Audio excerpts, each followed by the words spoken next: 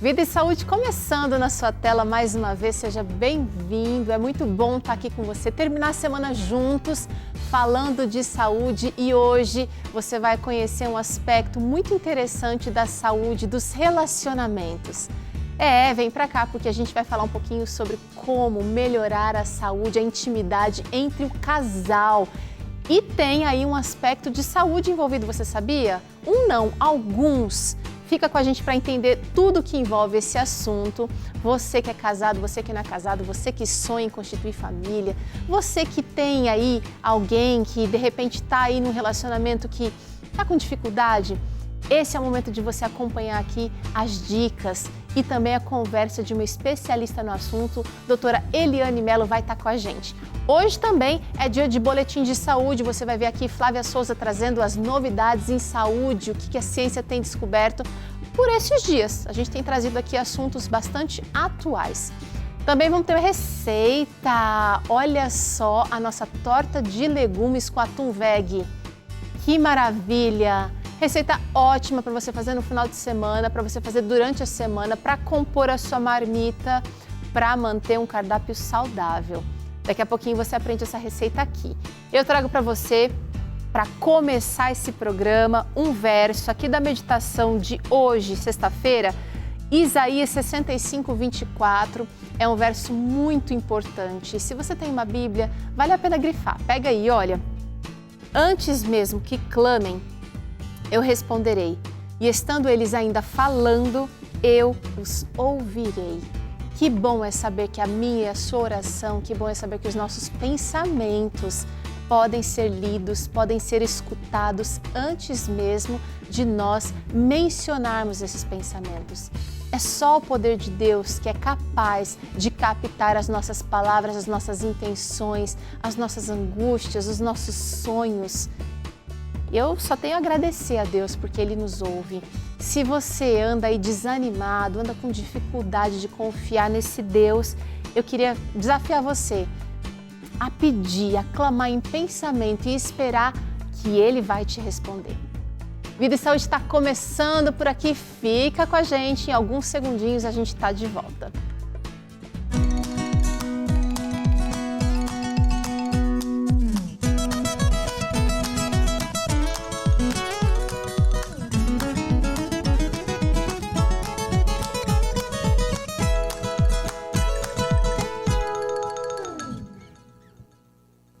Vem pra cá que hoje a gente vai falar de um assunto muito importante para a vida da família.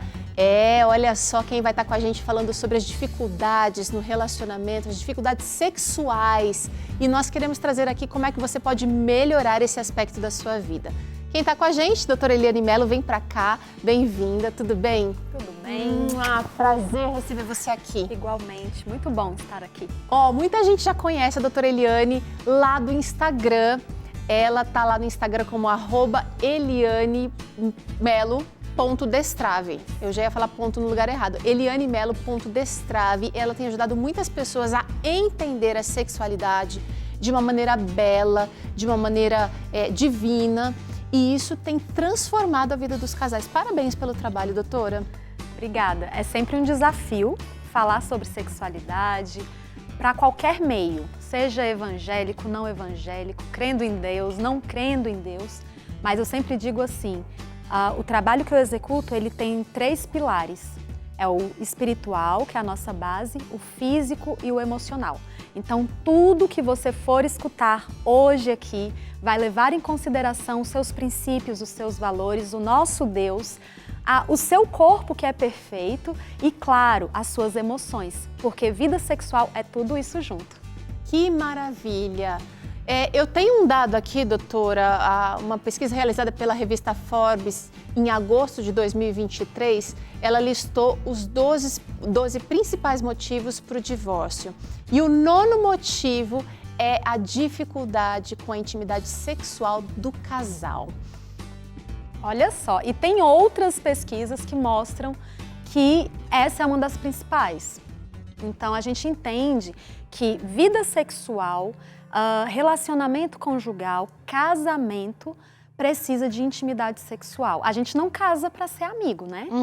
A gente casa para ser amigo, a gente casa para ter prazer sexual, a gente casa para desenvolver uma família, para ser bênção para outros. Então a gente tem que aprender a ser feliz em todas as áreas da nossa vida, sem negligenciar nenhuma. Então nós estamos aqui hoje com uma missão de fazer com que a vida sexual das pessoas que estão nos assistindo se torne muito melhor. Antes de entrar no tema aqui, eu quero que você saiba que ela é autora de alguns materiais e que você pode, lá no Instagram dela, ter acesso ao livro dela. Ter acesso não, é saber como adquirir ao livro, tá bom? O livro se chama Conversa Íntima, tá bem bonita a capa. Esse é um livro que pode realmente te ajudar a entender as coisas diferentes. E eu quero que você, assim, viva também essa experiência, essa saúde sexual. Fala pra gente, doutora, qual que é a importância do sexo para qualquer pessoa? Então, vamos falar primeiro da importância da sexualidade. Então, nós somos seres sexuais do nascimento até a morte. Quem que nos fez assim? O nosso Deus. Nosso Deus nos idealizou seres sexuais do nascimento até a morte. Nós vamos desempenhar essa sexualidade, viver essa sexualidade de formas diferentes ao longo da vida. Então, na infância, nós já somos seres sexuais e vivemos essa sexualidade de uma forma. Na adolescência, vivemos a sexualidade de uma outra forma, porque sexualidade não é só sexo. Ok. Sexualidade tem tudo a ver com a forma como você se comporta, com a sua personalidade, com o jeito que você toca, com o jeito que você é tocado, com as suas emoções. Então, sexualidade é algo muito mais amplo. Então, em cada fase da vida, vamos viver a sexualidade de uma forma diferente. Mas quando é que o sexo ele entra? O sexo ele entra quando a gente tem maturidade física e maturidade emocional. Enquanto seres sexuais idealizados por Deus, a gente está preparado para a vivência sexual exatamente quando somos maduros, emocionalmente, maduros, fisicamente. Então, sexualidade pode ser o sexo em si, ele vai ser um presente, ele vai ser uma maravilha, ele vai fazer com que a sexualidade se torne completa na sua vida a partir desse relacionamento a dois. Quando você tiver maturidade física e emocional, quando você decidir aí estar pronto para casar, porque sexo também é desejado, o ideal de Deus é que ele aconteça dentro do casamento. Muito bem. Você está achando aí que esse papo está tão distante da sua realidade? De repente o sexo é algo complicado para você? A gente vai trazer aqui alguns mitos e verdades, doutora, que de repente são crenças que estão limitando a felicidade do casal. A gente está vendo aqui, olha, um casalzinho tão triste, tão cada um para um canto, frustrados. Essa aqui história não tá bom, né? Não. Essa vida sexual tá bem ruimzinha. Ela veio aqui, ela tá querendo unir os dois aqui. Vamos descobrir o que é mito, o que é verdade, que a gente precisa para ficar bem na relação. Relação sexual, tá, gente? Os homens têm mais desejo sexual do que as mulheres. É por isso que a gente não se entende. É por isso que não tá dando certo aqui em casa.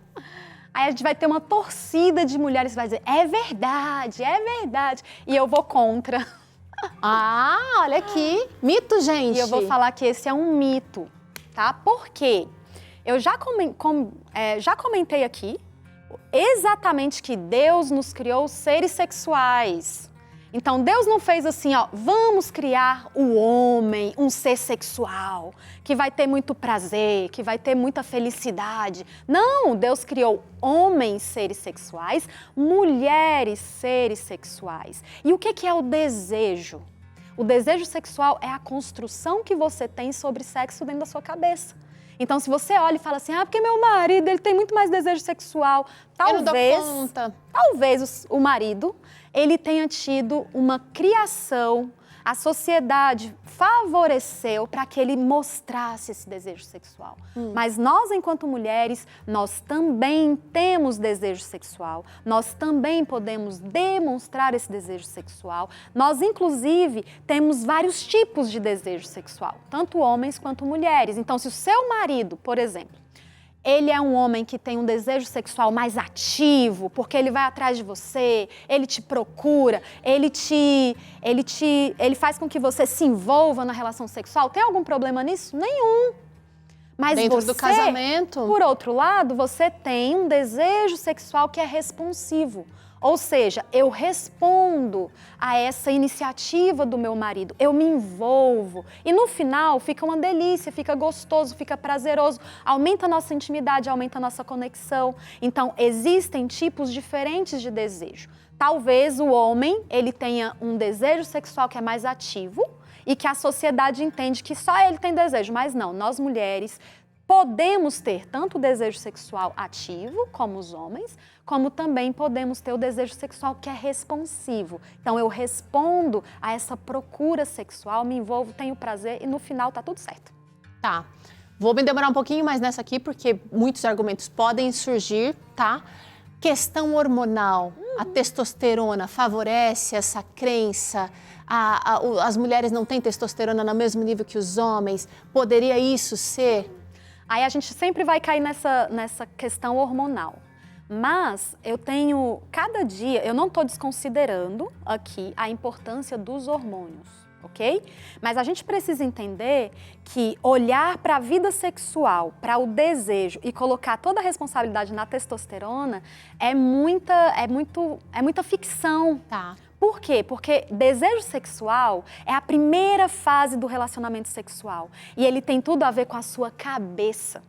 Ele tem tudo a ver com as suas emoções, ele tem tudo a ver com as coisas que você, com a sua construção de vida. Então, se você foi construída para ser recatada, para não mostrar desejo, porque era feio, porque era sujo, você é uma mulher direita, é lógico que o seu desejo sexual vai ser diminuído. Você tem uma construção equivocada sobre sexo. E como isso é forte, né? Isso vai influenciar, né? Ó, eu vou tirar um de cada aqui. Tá bom. Vem comigo porque é a vez dela agora. Vamos ver se é mito ou verdade essa daqui. Olha, ambos devem conhecer o seu próprio corpo.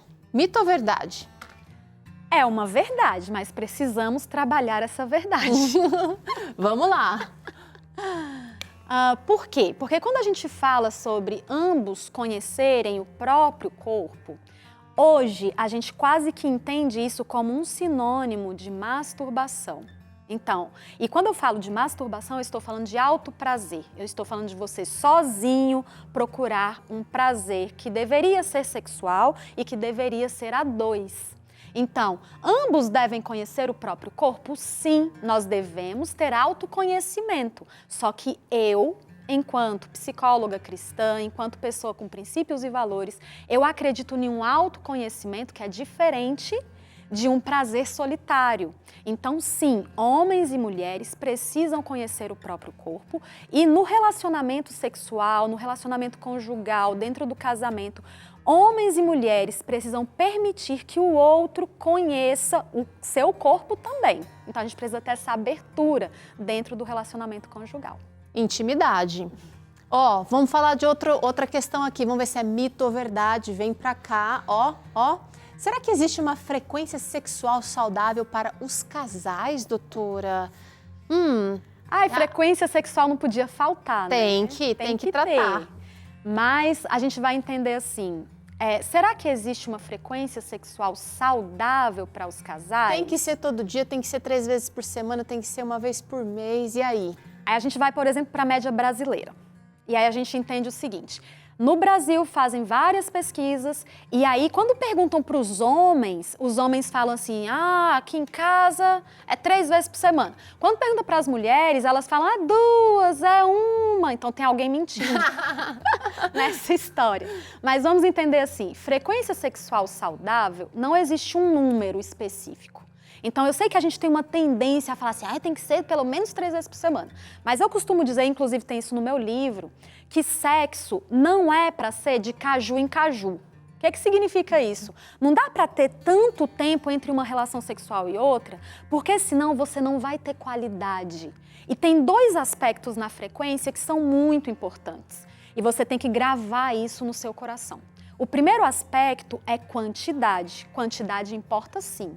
E o outro aspecto é qualidade. Então, a gente precisa juntar qualidade e quantidade para a gente ter uma frequência sexual que seja boa. Agora, eu vou estipular essa frequência para a sua vida? Eu não posso fazer isso. Porque tem vários fatores influenciando aí. Tem idade do casal. Então, por exemplo, recém-casados, eles vão ter a tendência de fazer mais, né? Quando os filhos saem de casa e esse casal se vê de novo ali nesse apaixonamento, eles podem fazer mais sexo também.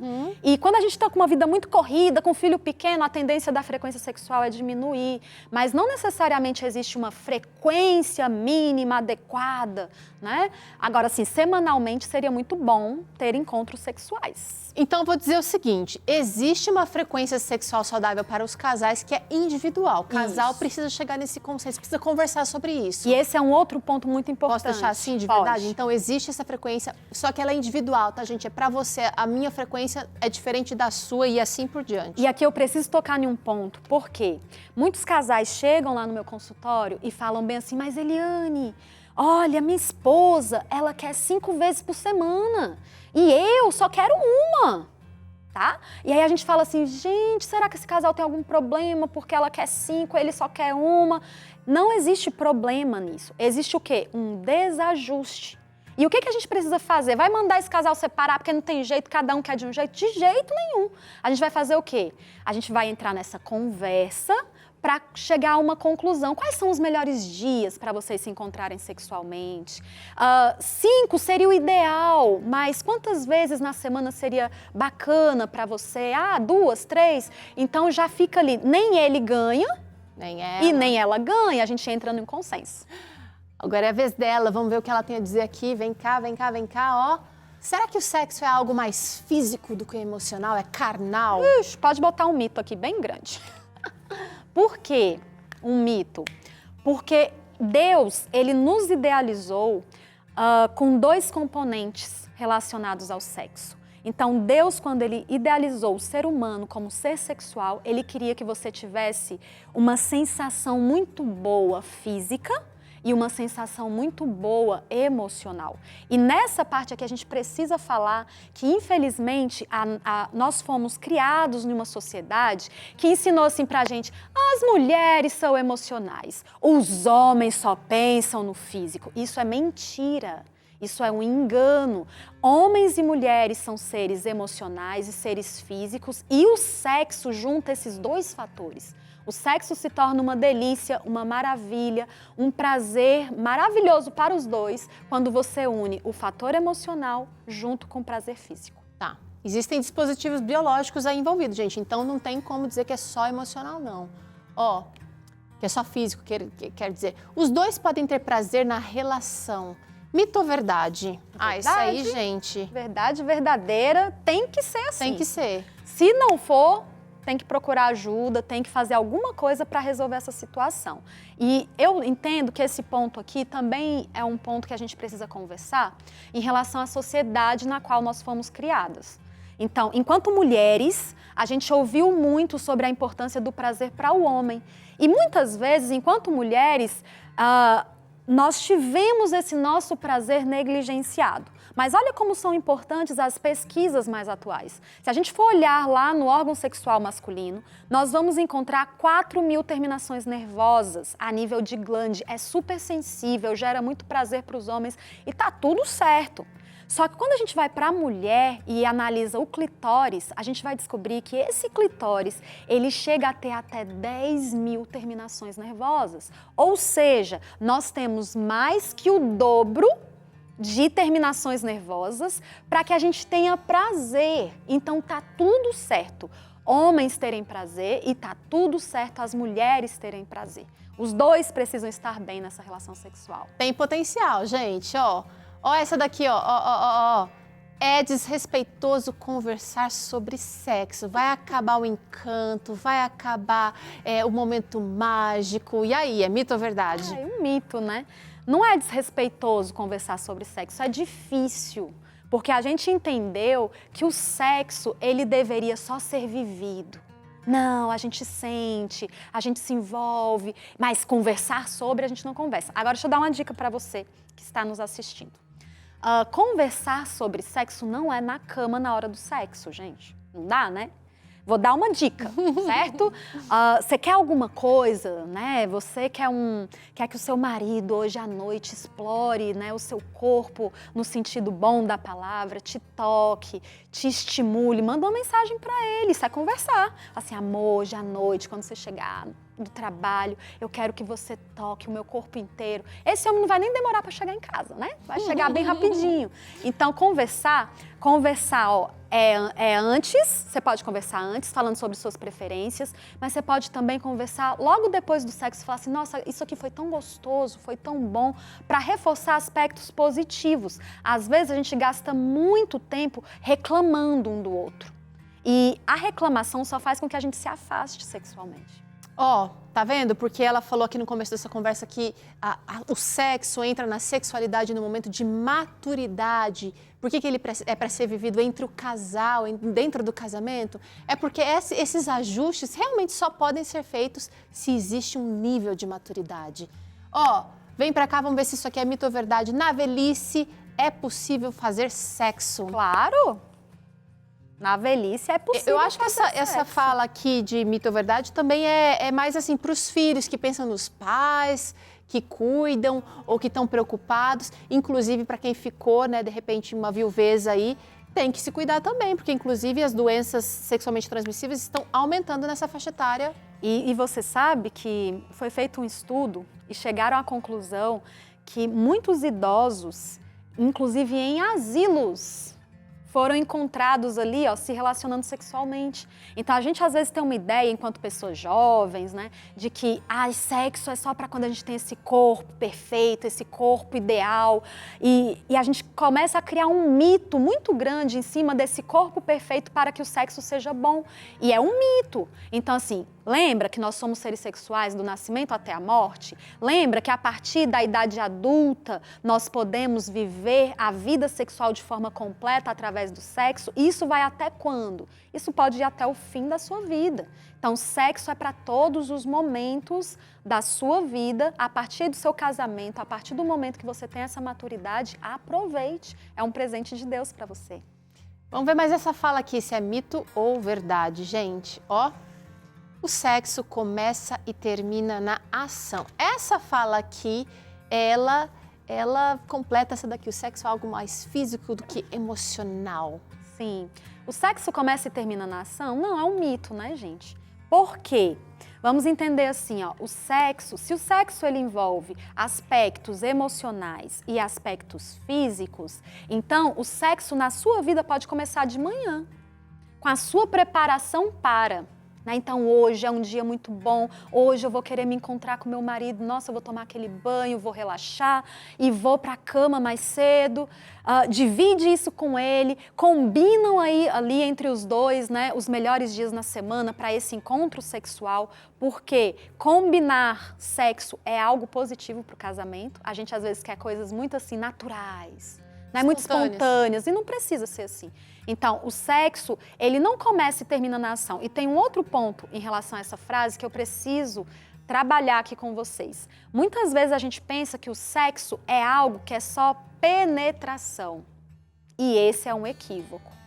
Sexo não é só a parte de penetração. Eu costumo dizer que a penetração, ela é a cereja do bolo. Ou seja, é a última coisa.